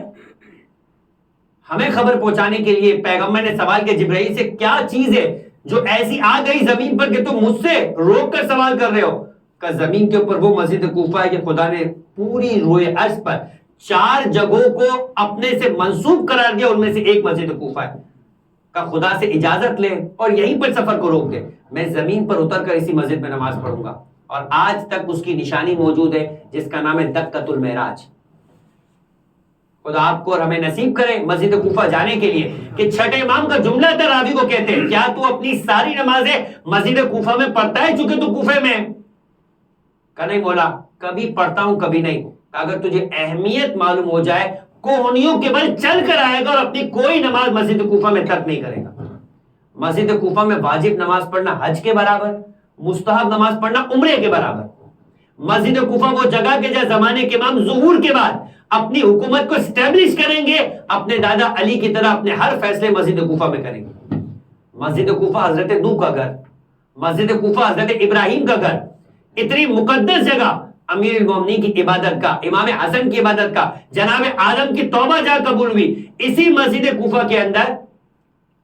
عزیزان محترم, اسی مسجد کوفہ کے اندر تاریخ بتاتی ہے کہ کس طریقے سے ائمہ علیہ السلام نے اپنی زندگی, یعنی چھٹے امام, آپ نے سنا ہوگا کہ چھٹے امام جو ہے ایک وقت میں ان کے پاس 4,500 افراد علم آل محمد حاصل کرنے کے لیے آیا کرتے تھے. جب وہ کوفہ آئے نا, وہاں پہ کوفے کی مسجد میں ایک مقام ہے جس کا نام ہے دکۃ الامام صادق علیہ السلام, بالکل مسلم ابن عقیل کی قبر کے سامنے. امام صادق 2 مرتبہ کوفے آئے, اور جب کوفے میں امام صادق کو 1 یا 2 سال کے لیے رکھا گیا, امام نے مسجد کوفہ میں, راوی کہتا ہے کہ میں نے 900 افراد کو, یہ بلا مبالغہ ہے, یہ وہ چیزیں نہیں جو تاریخ میں لکھ دی گئی ہے, 900 چھپانے کے باوجود اتنی تعداد بتا دی گئی. 900 افراد بیک وقت ایک ہی دن میں ایک ہی وقت کے اندر کہتے تھے حدثنی امام صادق علیہ السلام, ہمیں یہ حدیث امام صادق علیہ السلام نے بتائی. اس انداز سے علوم اہل بیت کا مرکز 1 سال کے اندر امام نے مسجد کوفہ کو بنا دیا. عزیزان محترم, تو یہ ہے پیغمبر اکرم جس مسجد کوفہ کی بات کی جا رہی ہے کہ مسجد کوفہ پیغمبر اکرم جس مسجد کو اتنی اہمیت دیتے ہوئے نظر آ رہے ہیں, جہاں بیٹھنا بھی عبادت بن جایا کرتا ہے, تو وہی مسجد کوفہ ہے. اور اسی کے اعتبار سے تاریخ اس بات کو بھی ہم تک پہنچاتے ہوئے نظر آتی ہے, جہاں بات ہو رہی ہے ہماری اس اعتبار سے کہ ہم بات کر رہے ہیں کہ چوتھے امام بھی اس مسجد میں آئے.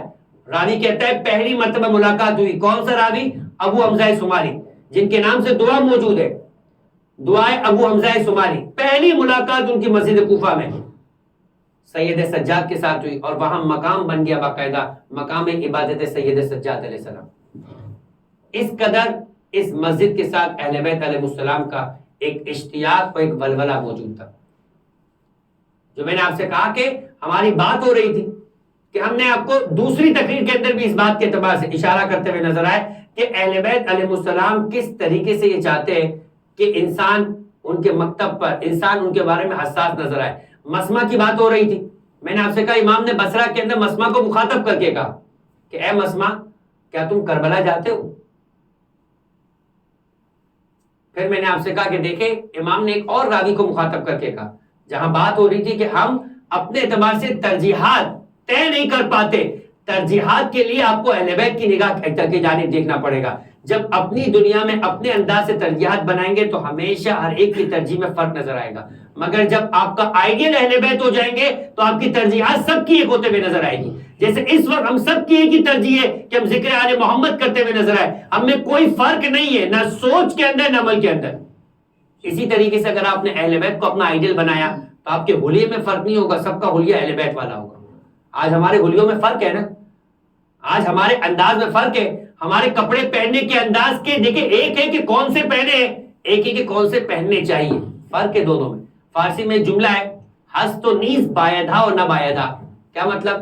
ایک ہے کیا بھائی، آپ کے پاس نہیں ہے تو الگ بات ہے، جو ہے وہی پہنیں گے، جیسے ہے ویسے دکھیں گے۔ بھائی ہے ہی نہیں بال کاٹنے والا تو پھر ایسے ہی بال ہوں گے، لیکن اگر بال کاٹنے والا ہو تو پھر کیسے بال ہونے چاہیے؟ بال کو دیکھنے کے بعد سمجھ میں آئے کہ علی کا چاہنے والا ہے یا مائیکل جیکسن کا چاہنے والا ہے، یہ فرق ہے واقع ہے۔ آپ کی پینٹ، آپ کے ڈریس کو سمجھ میں آئے گا کہ زمانے کے امام آ جائے، آج آئے اس محفل کے اندر، ہمارا ایمان ہے کہ سیدہ بیٹھی ہے، ہم اپنے ڈریسز سے مطمئن ہیں کہ سیدہ ہمیں دیکھ کر یہ کہہ رہی کہ میرا چاہنے والا ہے، میرے بیٹے حسین کی مجلس میں آیا، ایسا ڈریس ہے ہمارا۔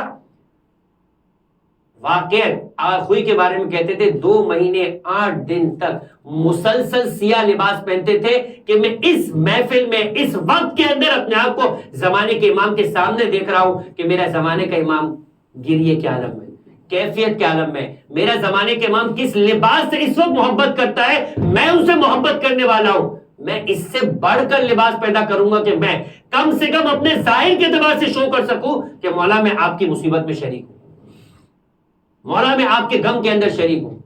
جیسے انسان کسی کے یہاں پر جب انتقال ہو جاتا ہے تو کون سا لباس پہن کے جاتا ہے؟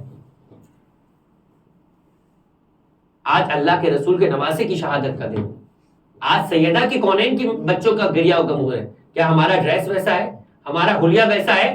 ہم اپنی شکلوں کو لے کر جا سکتے باقاعدہ، یعنی جب ہر چیکنگ کے موقع کے اوپر، جب عراق میں جا رہے ہوتے وہ عربی میں لکھا ہے تو آپ نے نہیں محسوس کیا ہوگا، نہیں پڑھا ہوگا، وہاں جس طرح کے آج مغرب سے پسندیدگی بنا پہ جوانوں کی کیفیت ہو گئی ہے، وہ جملہ لکھا ہے، تم امام حسین کی قبر کی طرف جا رہے ہو، جب زری کی طرف منہ کرو تو اس سے پہلے اپنے چہرے کی طرف نگاہ کرو، کیا یہ چہرہ حسین کی چہرے کی طرف چہرہ کرنے کے قابل ہے؟ آپ کا جملہ ہوتا ہے امام کو مخاطب کر کے کہ میں آپ پہ یردون سلامی سلام کرتا ہوں، مجھے نہیں معلوم، لیکن میرا عقیدہ ہے کہ آپ سلام کا جواب دیتے ہیں، میرے کان اس قابل نہیں ہے کہ آپ کا جواب نہیں سن پاتے۔ تو اگر حسین آپ کو دیکھ رہے ہیں، جملہ ہے روایت کا کہ قبر حسین میں عرش سے امام اپنے چاہنے والے کی جانب نگاہ کرتے، تم سے زیادہ تمہارے حسب و نسب کو حسین جانتے، اور خدا کی بارگاہ میں تمہیں اجر دلواتے کہ یہ میرا چاہنے والا ہے، یہ میری زری پر آ چکا ہے، یہ مجھ سے عشق رکھنے والا ہے۔ کتنا عشق رکھنے والا ہے اذان محترم، تاریخ عجیب جملہ بتاتی ہے، کتاب مالی سبتین کے اندر روایت ہے کہ جس کے آپ منزل مصائب پہ آ جاؤ، کہ ایک عیسائی تھا،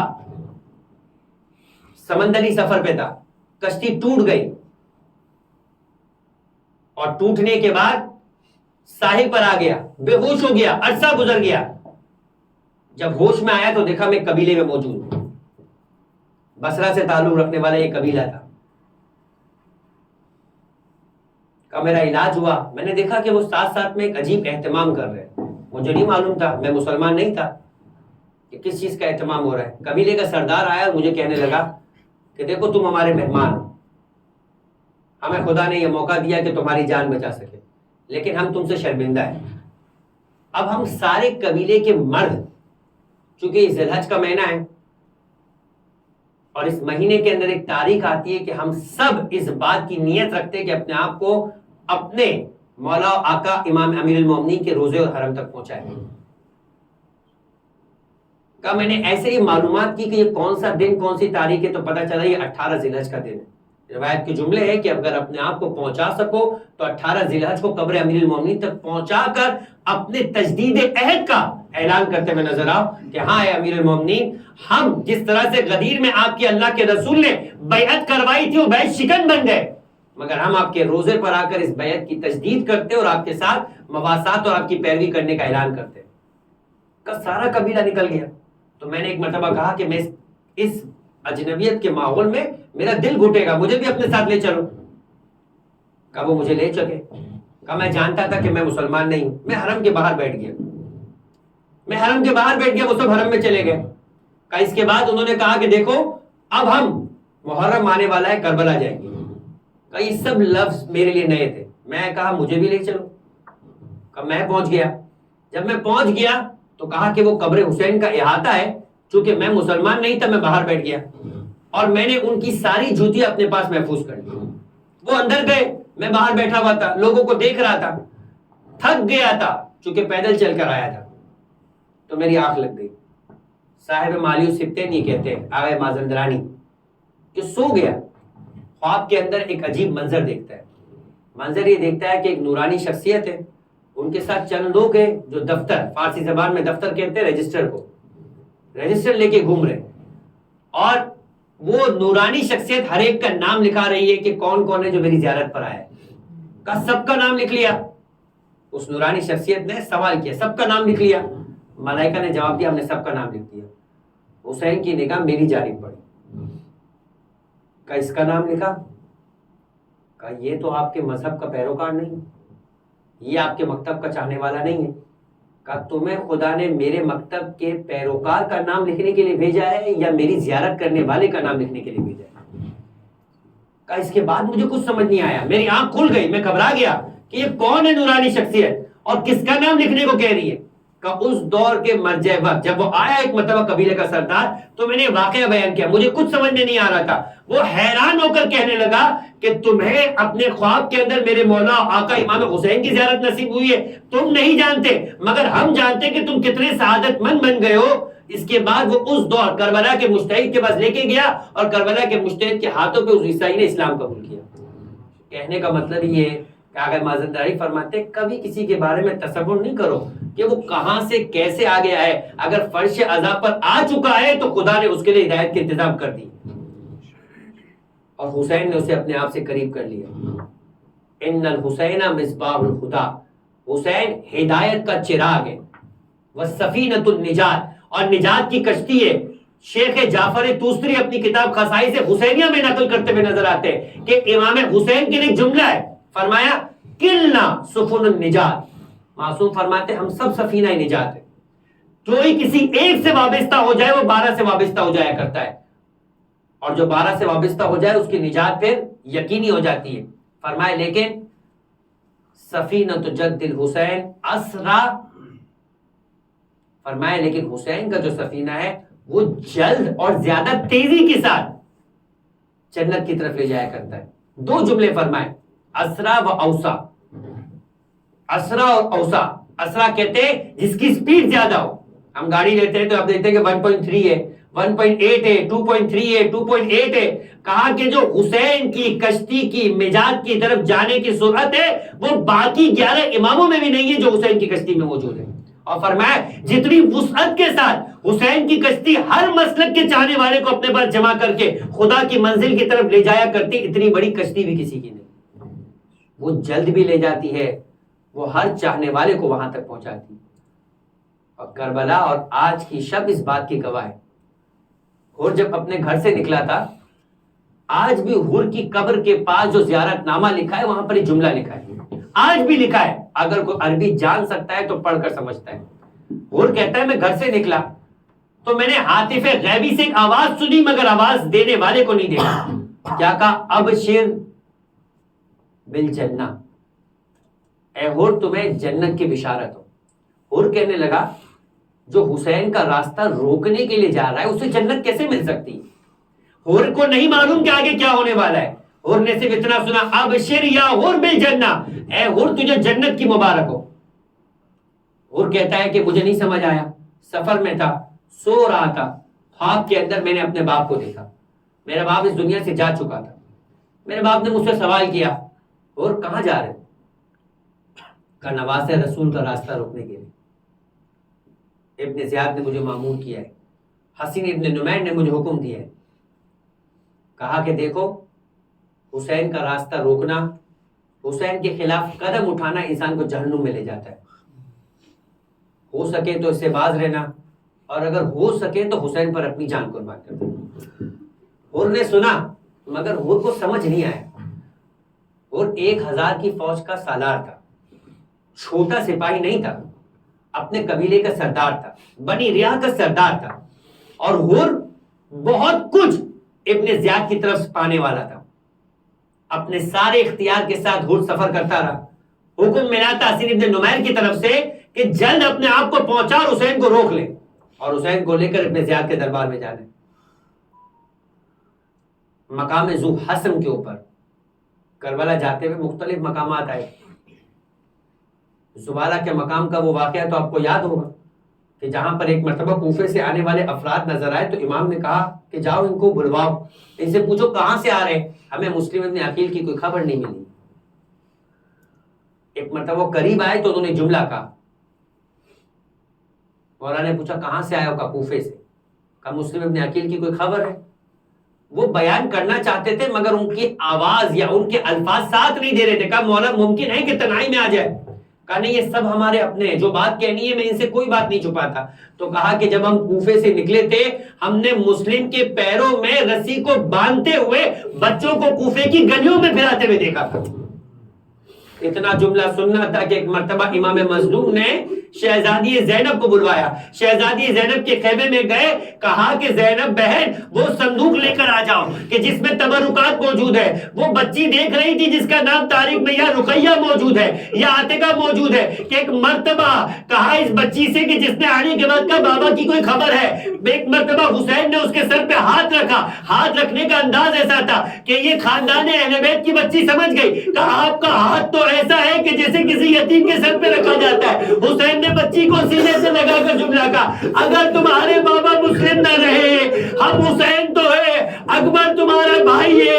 ایک مرتبہ عید کا دن تھا بوندے نکالے. میں کہہ رہا ہوں عجب نہیں کہ سکینہ کہیں کھڑی دیکھ رہی ہو کہ جب کسی کے باپ کی موت کی خبر آتی ہے بوندے پہنائے جاتے ہیں. ارے سرے شام عاشور کے دن سکینہ کو بھی انتظار ہوگا کہ کوئی آئے گا سر پہ دستے شفقت رکھے گا کانوں میں بوندے پہنائے گا. کیا خبر تھی کہ کوئی ظالم آ کر تماچے مارے گا، بابا کے پہنائے میں درے کو نکالے گا. منزلیں طے کرتے ہوئے جب مقام ذو حسن میں حسین پہنچے تو ایک مرتبہ نعرہ تکبیر بلند ہوا. لشکر کے اندر تکبیر کی آوازیں بلند ہونا شروع ہوئی. حسین نے پوچھا کیا بات ہے؟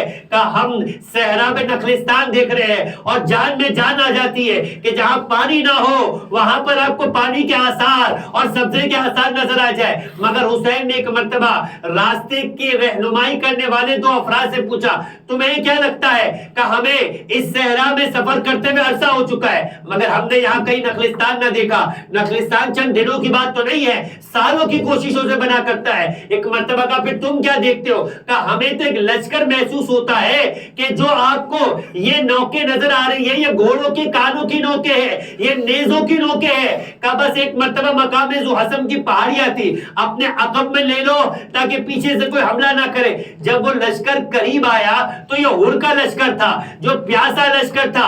عرب کی چل چلاتی گرمی میں پانی کی کمی کی وجہ سے وہ کیفیت ہو چکی تھی کہ گھوڑے جیسے سگ جان جانور کی زبانیں بھی باہر آئی ہوئی تھی. ایک مرتبہ ایک ہی منزل پہلے حسین نے عباس کے ذریعے سے پانی کے مشکیزوں کو بھروایا تھا. کہا کہ بھیا عباس وہ پانی لے آؤ، لشکر پیاسا ہے اسے پانی پلاؤ. ایک مرتبہ ایک جملہ کہا کہ دیکھو بالفضل عباس، دیکھو بھیا گھوڑوں کو بھی پانی پلاؤ اور جانوروں کی عادت ہے کہ جب تک 3 بار اپنا منہ پانی سے جدا نہ کرے ان کی پیاس نہیں بجھتی. میں کہوں گا حسین کائنات تجھ پہ قربان، جسے جانوروں کی پیاس کی حالت پہ رحم آتا ہو اس کے بچے کو کربلا کے میدان میں 3 بھال کے تیر سے ذبح کر دیا گیا. ایک مرتبہ ان کی فوج میں ایک شخص تھا علی ابن ترما اس کا نام تھا. کہنے لگا میں اتنا پیاسا تھا کہ مجھے کچھ سمجھ میں نہیں آ رہا تھا، میں اپنی سواری پر تھا، آنکھوں کے سامنے دھند چھائی ہوئی تھی، پیاس کا گلبہ تھا. حسین نے مجھے دیکھ کر اشارہ کیا کہ سواری سے اتر آؤ مگر مجھے کچھ نہ سمجھ آیا. کہا کہ یہ کریم ابن کریم حسین خود اٹھ کر میرے قریب آئے، آنے کے بعد مجھے سہارا دے کر سواری سے اتارا، خود اپنے مشکیزے سے پانی لیا میرے لبوں سے لگایا. پانی پینے کے بعد ایک جملہ کہا کہ اے شخص پانی پی لے، اگر کہیں ہم پر کوئی مصیبت کا وقت آئے تو ہمارے بچوں کو فراموش نہ کرنا. بس ایک مرتبہ سب پانی پی چکے. جب ایک مرتبہ حالت سدھری تو نماز کا وقت آ گیا. حسین نے نماز کے وقت میں اذان دی اور نماز کا اذان دینے کے بعد ایک خطبہ دیا جس میں کہا کہ دیکھو میں خود نہیں آیا ہوں، یہ تمہارے خطوط ہے کہ جو مجھے یہاں لے کر آئے. اگر تم نہیں چاہتے کہ میں آگے بڑھوں تو مجھے دوبارہ مدینے کی جانب جانے کی اجازت دے دو۔ حسین چاہتے تھے کہ یہ میرے خون میں شریک نہ ہو۔ پس ایک مرتبہ جب خطبے کو ختم کیا، نماز کا وقت شروع ہوا تو کہا اور جا کر اپنے لشکر کو نماز پڑھاؤ، تم اپنے لشکر کے سردار ہو، میں اپنے لشکر کو نماز پڑھاؤ۔ کہا فرزند رسول، ارے بنت رسول کے ہوتے ہوئے میں نماز کی امامت کیسے کر سکتا ہوں؟ نماز آپ ہی پڑھائیں گے۔ سارے لشکر نے نماز پڑھی۔ نماز پڑھنے کے بعد حسین ایک مرتبہ سواری پہ سوار ہوئے اور چاہتے تھے کہ آگے بڑھے۔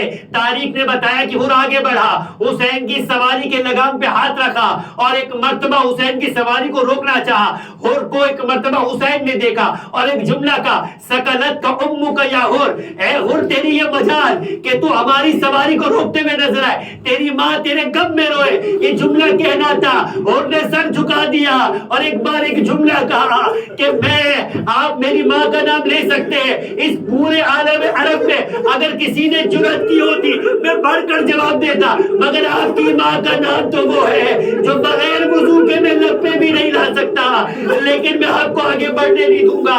جب بہت بحث ہوئی، طے ہوا کہ ایک ایسے راستے کی جانب چلا جائے جو نہ مدینے جاتا ہو نہ کوفے جاتا ہو۔ سواری آگے بڑھتی رہی، 2 محرم کی سپہر کو کربلا پہنچی، 3 محرم کو لشکر میں اضافہ ہونا شروع ہوا، 4 محرم کو لشکر اور بڑھا، 7 محرم کو پانی بند ہوا اور اب 9 محرم کا دن آ گیا اور اب بھی خاموش ہے، کچھ دیکھ رہا ہے مگر اظہار نہیں کرتا۔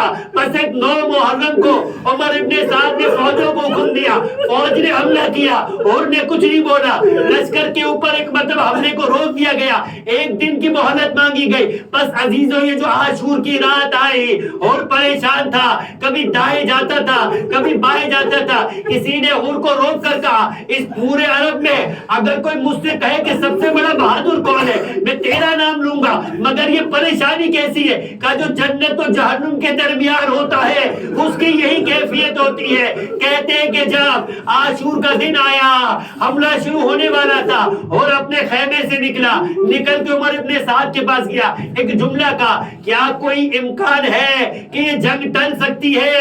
کہا کہ نہیں، اب جنگ ہوگی زوروں کی ہوگی، سر تن سے جدا ہوں گے اور اسی دن کا میں انتظار تھا۔ کہا کیا صلح نہیں ہو سکتی؟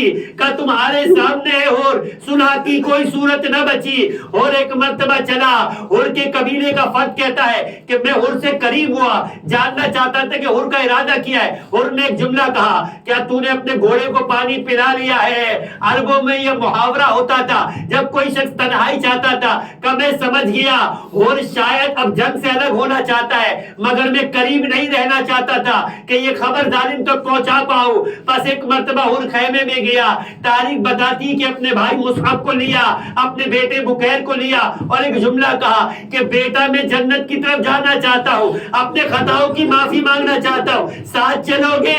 بیٹا بھی سعادت مند تھا، وہ باپ کے ارادے کے اظہار کا منتظر تھا، کہنے لگا بابا جہاں آپ جائیں گے میں ساتھ چلنے کو تیار ہوں۔ بس ایک مرتبہ اور اپنے بیٹے کو لے کر چلا، اپنے بھائی کو لے کر چلا، ایسے چلا جیسے لشکر حسین پہ حملہ کرنا چاہتا ہے۔ ایسے میں حبیب نے آواز دی کہ اے جانثار حسین، حسین کے شہزادوں کو گھیر لو، دشمن حملہ نہ کر پائے۔ ابو الفضل عباس نے حکم دیا کہ حسین کی حفاظت کرو اور جو آگے بڑھا یہ انداز دیکھ کر ایک مرتبہ خود کو روک لیا، ڈھال کو الٹا کیا، ہاتھ رومال سے باندھے اور ایک مرتبہ اپنے رہوار سے زمین پر اتر آیا، سر کو زمین پر رکھ کے کہنے لگا اللہم انی جنیتو، اے خدایا میں بڑا گنہگار ہوں، میں نے بنت زہرا کے دلوں کو غم زدہ کیا، بچوں کو پیاسا کیا، حسین کو دشمنوں کے درمیان لے کر آ گیا، کیا میری خطا کی معافی ممکن ہے؟ ایک مرتبہ دیکھا حسین آگے بڑھے اور ایک بار اپنے ساتھیوں کو کہا یہ ہمارا مہمان ہے، اسے ہمارے پاس لے کر آؤ۔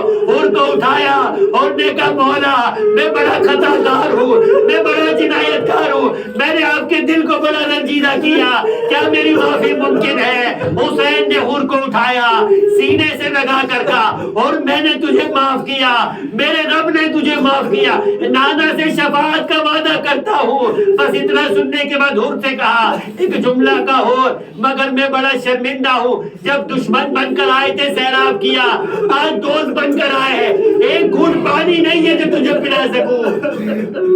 بس عزیزو حر نے ایک مرتبہ مولا کے سامنے ہاتھوں کو جوڑ کے کہا مولا میں شرمندہ ہوں، آپ کو اس کیفیت تک لانے والا میں ہوں۔ بس عزیزو ایک مرتبہ حر نے کہا مولا اگر آپ نے مجھے معاف کیا، میں اس معافی کی سند کے طور پہ ایک چیز مانگنا چاہتا ہوں۔ حر کل جب دو دشمن بن کر آیا تھا، حسین نے سیراب کیا تھا، مگر آج حر حقیقی سعادت مندی کے ساتھ حقیقی سیرابی کو مانگ رہا ہے۔ کہنے لگا مولا میں چاہتا ہوں کہ اگر آپ نے مجھے معاف کیا تو اس معافی کی سند کے طور پہ مجھے اجازت دے کہ میں اپنے بیٹے کو آپ کی بارگاہ میں قربان کروں۔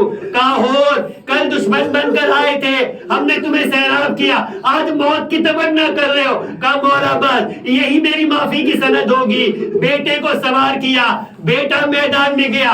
بس حسین کے رونے والوں، حسین کی ماں تمہیں اس رونے کا اجر دے، ایک جملہ بتائیے گا۔ حر کا بیٹا رات تک پیاس سے سیراب تھا، آج دن میں بھی پانی پی کے آیا تھا، لہذا پیاس کا غلبہ نہیں تھا، مگر جب میدان میں گیا نا تو لوہے کی گرمی، سورج کی گرمی نے جگر کو اتنا دبا دیا کہ لڑ کر واپس آئے اور ایک جملہ کا بابا اگر 2 گھونٹ پانی مل جائے آپ دیکھیے گا آپ کا بیٹا کیسی جنگ کرتا ہے۔ اور نے کہا بیٹا کیوں شرمندہ کرتا ہے، فرزند حسین پیاسے ہیں، چھوٹے چھوٹے بچے لتش کہہ رہے جا جا کر لڑ، اپنے آپ کو رسول کی بارگاہ میں پہنچا، وہ تجھے حوض کوثر سے سیراب کریں گے۔ عزیزو حر کا بیٹا چلا، لڑتے لڑتے جواب مردی سے زخمی ہوا، جب زمین پر گرنے لگا نا تو اپنے باپ کو پکارا ادرکنی یا بتاؤ، بابا حر کے بیٹے کی مدد کو پہنچے۔ حر نے سنا ارے تھا تو باپ کا دیر، کتنی تیزی سے پہنچا ہوگا، مگر جتنی بھی تیزی سے پہنچا جب اپنے بیٹے کے سرہانے پہنچا عجیب منظر دیکھتا ہے، مجھ سے پہلے میرا مولا حسین آ گیا، بیٹے کا سر مولا کی گود میں موجود ہے، اور حر کو دیکھ کر ایک جملہ کہا حر بوڑھا باپ بے جان بیٹے کے لاشے پہ نہیں آتا، میں کہوں گا مولا یہ حر کی قسمت ہے آپ جیسا زندہ ہو۔ اور مولا اپنے بیٹے کے لاشے پر جب پہنچے آنکھوں سے روشنی ختم ہو چکی، پکار پکار کے کہتے ہو بیٹا علی اکبر اپنے باپ کو پکارو، تمہارے باپ کی نگاہ میں دنیا الا ولعنۃ اللہ علی قوم الظالمین وسيعلم الذين ظلموا أي منقلب ينقلبون۔ بار اللہ تجھے واسطہ محمد و آل محمد کا ہمارے اس قلیل سے تبسم کو اپنی بارگاہ میں قبول فرما۔ پروردگار تجھے واسطہ محمد و آل محمد کا آل محمد کے غم میں مسائل حسین میں بہنے والے ان آنسوؤں کو رومال زہرا میں جگہ عنایت فرما۔ پروردگار تجھے واسطہ محمد و آل محمد کا اللہ کے رسول اور اللہ کے رسول کی دختر حضرت زہرا کو ہم سے راضی رہنے کی توفیق عطا فرما۔ پروردگارہ ہماری زندگیوں میں سوائے غم حسین کی کسی غم کو جگہ نہ عطا فرما۔ دنیا والے محمد کے چاہنے والے فرش عزا جہاں جہاں بچھائے ہوئے، پروردگار ان فرش عزا کو بچھانے والے غم حسین میں شریک ہونے والوں کی جان مال و عزت کی حفاظت فرما۔ پروردگارہ تجھے واسطہ محمد و آل محمد کا فرش عزا پر آنے والے تمام مومنین کی جائز شرعی حاجات کو اپنی بارگاہ میں قبول فرما۔ حسین کے چاہنے والوں میں، حسین کے ذکر کے سننے والوں میں، حسین کے ذکر کے کرنے والوں میں جو پریشان حال ہیں ان کی پریشانیوں کو دور فرما، خصوصاً جو بے اولاد ہیں اولاد صالحہ عطا فرما، جو بیمار ہیں شفا کاملہ عاجلہ عطا فرما، جو بے روزگار ہیں انہیں رزق حلال عطا فرما، جو صاحبان روزگار ان کے رزق حلال میں وسعت و برکت عطا فرما۔ پروردگارہ جس دین کو بچانے کے لیے حسین اور حسین کی اولادوں نے قربانی پیش کی، اس دین کی تعلیمات کو حاصل کر اس پر عمل کرنے کی توفیق عطا فرما۔ انہی تعلیمات محمد و آل محمد کے مطابق اپنے بچوں کی تربیت کرنے کی توفیق عطا فرما۔ پروردگارہ ہماری زندگیوں میں محمد و آل محمد سے محبتوں کو اضافہ فرما، ہمیں اپنی اولادوں تک اس محبت کو منتقل کرنے کی توفیق عطا فرما۔ پروردگارہ مصائب آل محمد کا انتقام لینے کے لیے، کربلا والوں کی مصیبتوں کا انتقام لینے کے لیے اپنی آخری حجت امام عصر و زمان کے ظہور میں تعجیل فرما، ہمیں ان کے اعوان و انصار میں شمار فرما، ان کے دل کو ہم سے راضی و مقبول فرما۔